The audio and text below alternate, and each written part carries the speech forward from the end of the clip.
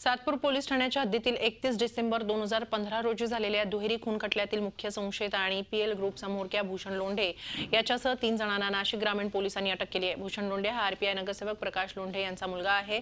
त्यांच्याच नावाने स्थापन झालेल्या पीएल ग्रुपच्या कार्यालयात 31 डिसेंबरला अर्जुन आव्हाड आणि निखिल गवळे या दोघांचा गोळ्या झाडून खून करून त्यांचा मृतदेह त्र्यंबकेश्वर पोलीस ठाण्याच्या हद्दीतील तोरंगण शिवारातील दरीत फेकून देण्यात आला होता। या प्रकरणी पोलिसांनी 5 जणांना याआधीच ताब्यात घेतलं होतं, मात्र भूषण लोंढे 6-7 महिन्यांपासून फरार होता। काही दिवसांपूर्वीच तो पुण्यात असल्याची माहिती मिळताच सापळा रचत स्थानिक पोलिसांच्या मदतीने नाशिक ग्रामीण पोलिसांनी भूषणसह तिघांना अटक केली।